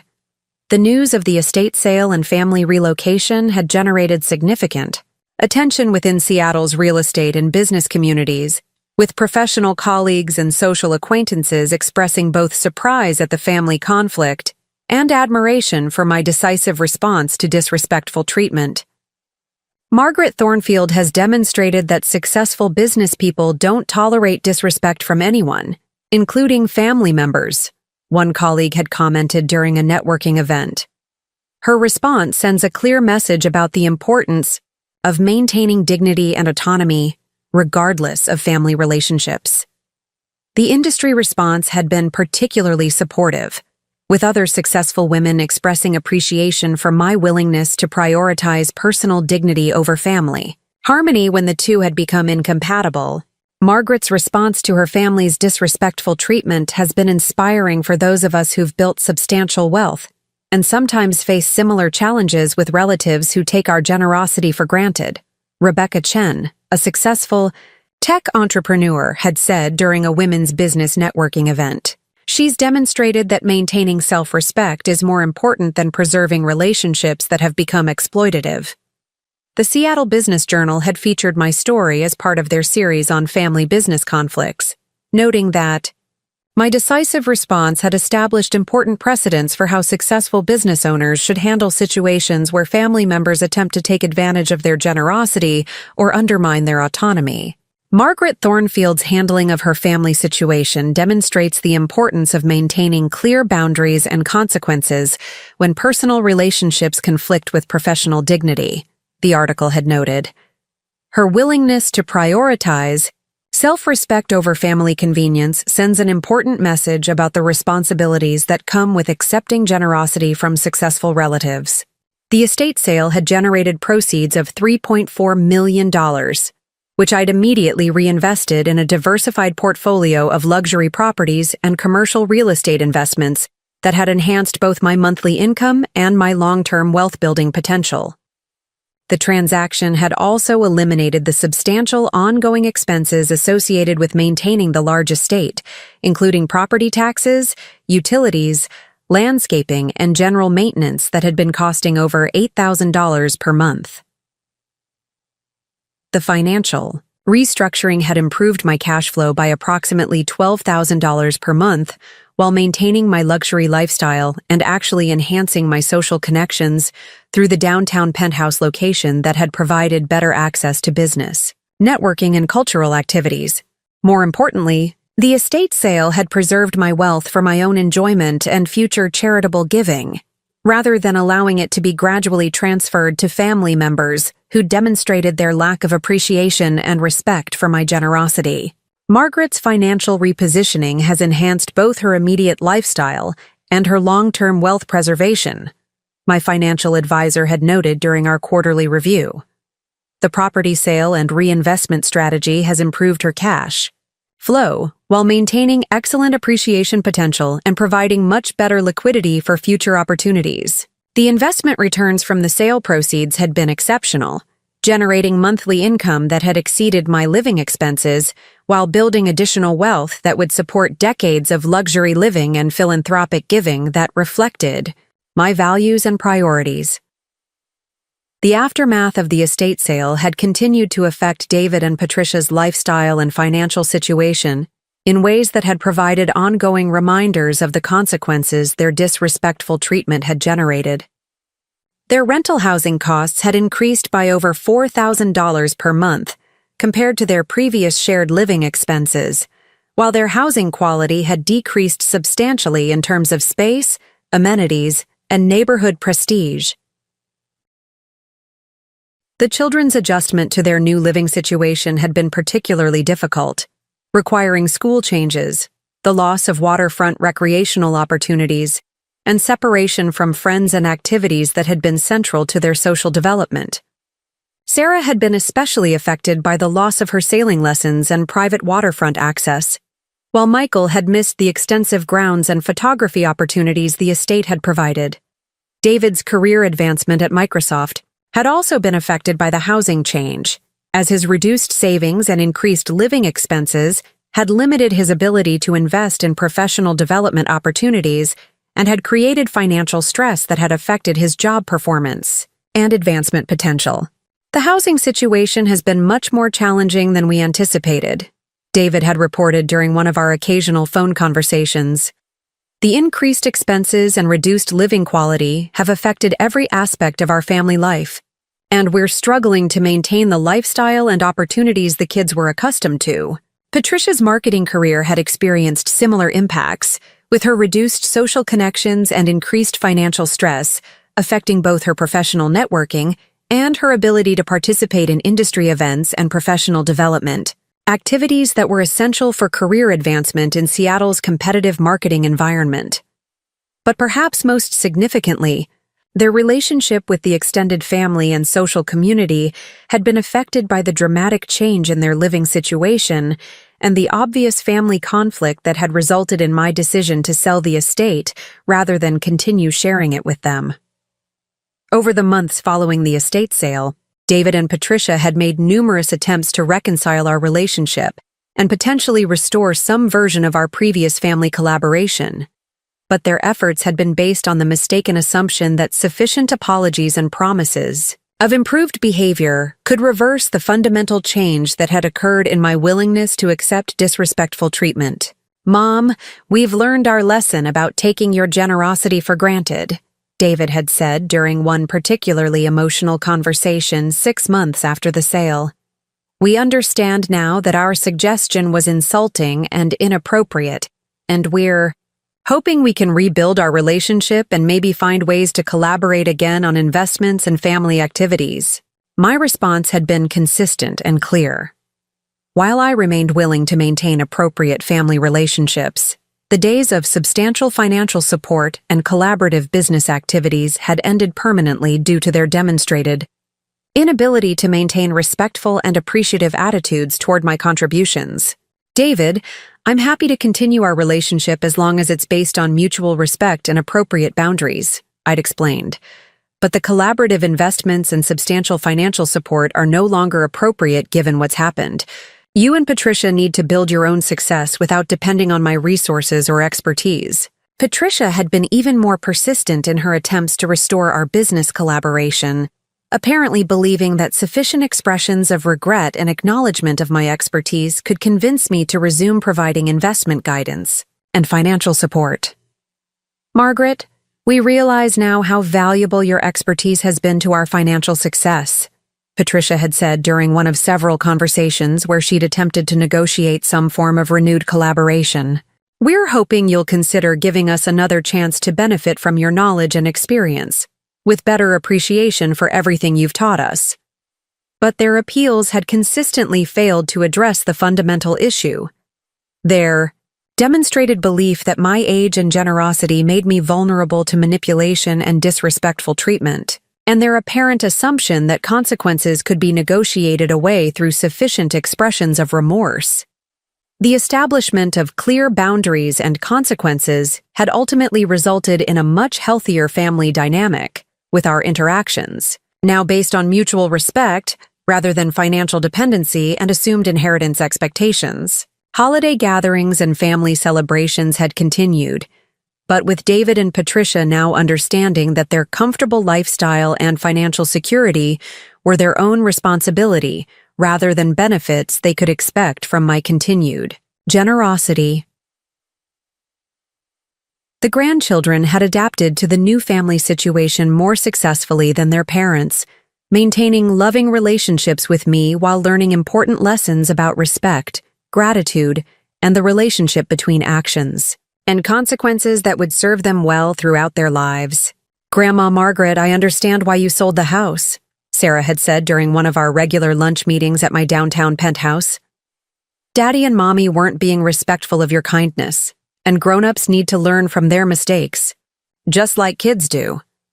Michael had demonstrated similar understanding, expressing appreciation for the continued relationship while acknowledging that his parents had made poor decisions that had affected the entire family's living situation. The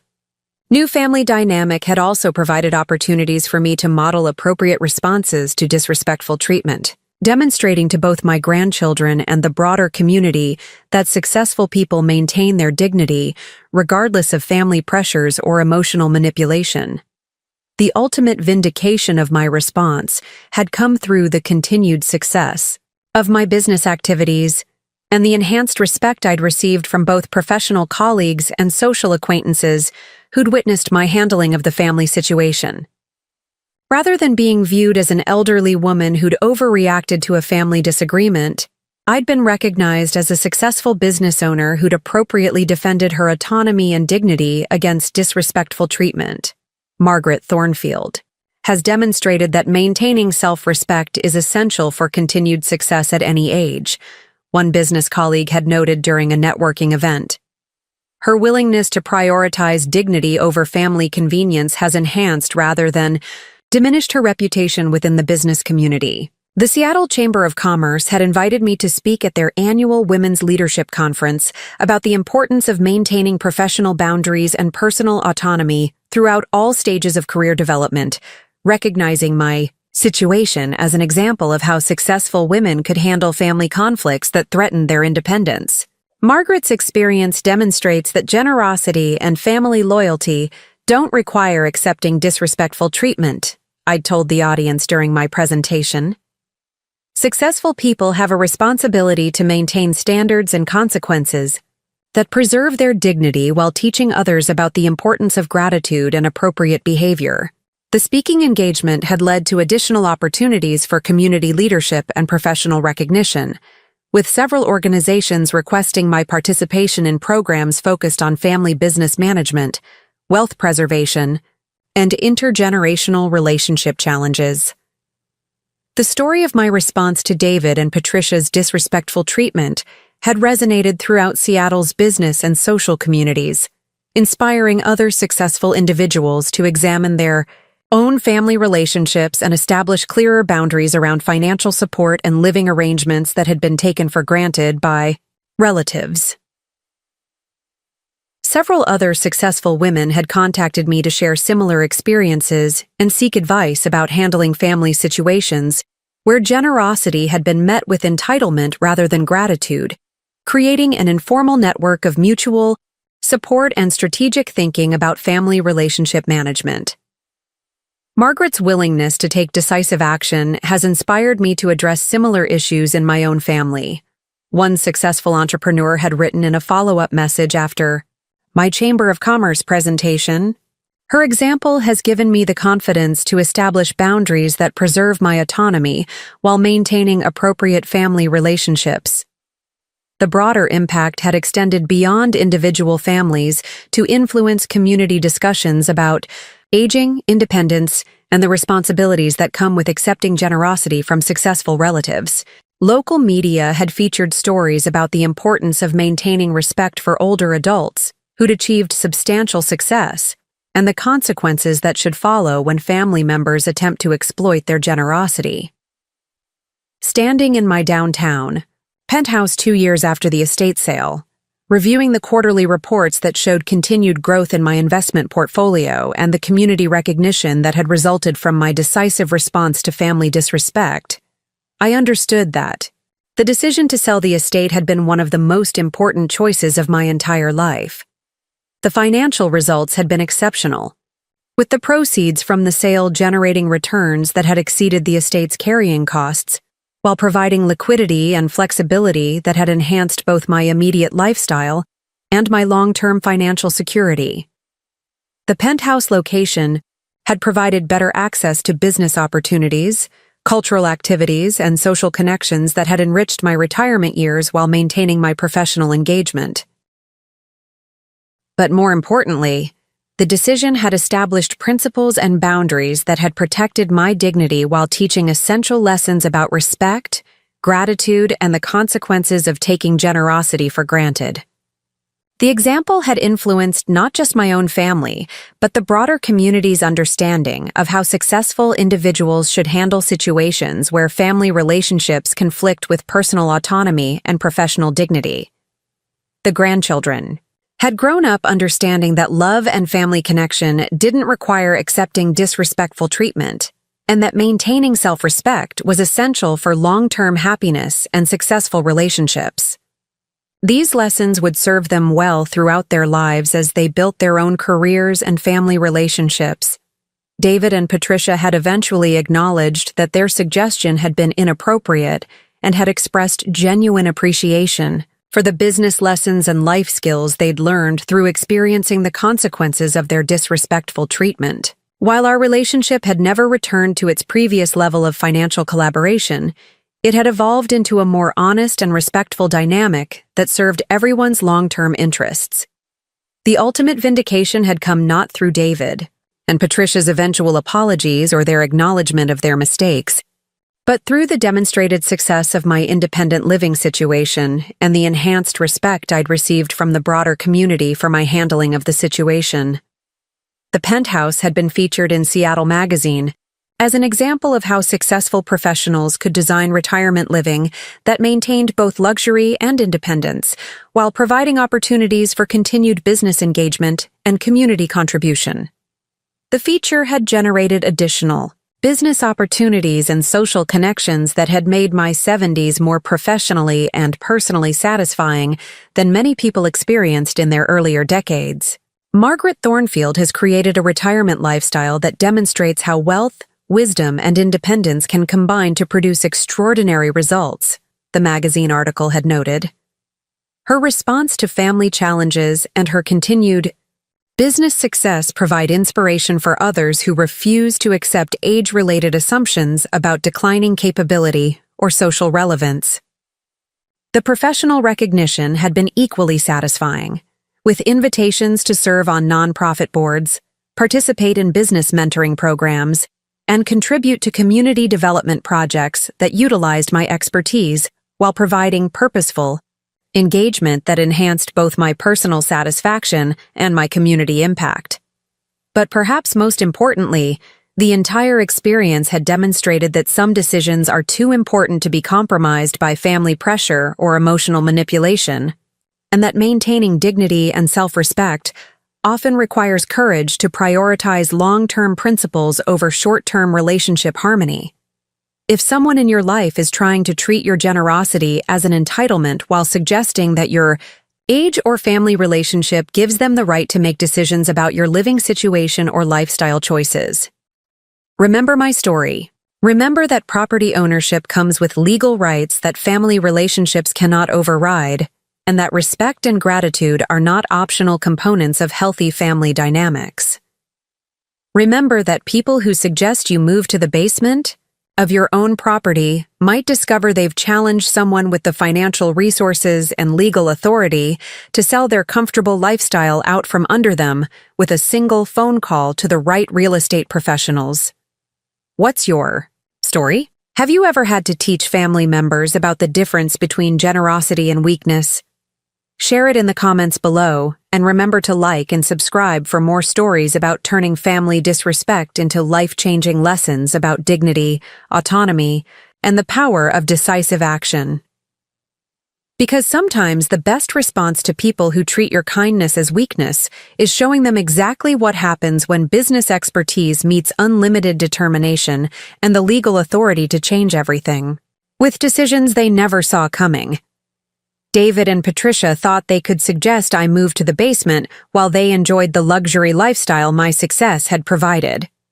What they actually did was inspire the most decisive business decision of my retirement years, while learning that some people respond to disrespect with consequences that reshape entire family dynamics permanently. Sometimes the people who think, Your best days are behind you are about to discover you're actually someone with the power to make decisions that will redefine their understanding of what's possible when experience meets determination and unlimited financial authority. That's a lesson worth $3.4 million in property sale proceeds. And every dollar was worth it to prove that respect and appreciation aren't negotiable at any age, and that some suggestions are so insulting, they deserve responses that change everything forever. Justice served, independence secured, dignity preserved, boundaries established, legacy protected. The view from 72 is spectacular when you're surrounded by people who respect your achievements rather than trying to exploit them. David and Patricia learned that suggesting someone move to the basement was the beginning of the most expensive lesson in gratitude they'd ever receive, and the most dramatic demonstration of what happens when you underestimate someone with the power to sell your future out from under you. Respect your elders, especially when they have the legal authority to change your life with a single signature. Up next, you've got 2 more standout stories right on your screen. If this one hit the mark, you won't want to pass these up. Just click and check them out. And don't forget to subscribe and turn on the notification bell so you don't miss any upload from us.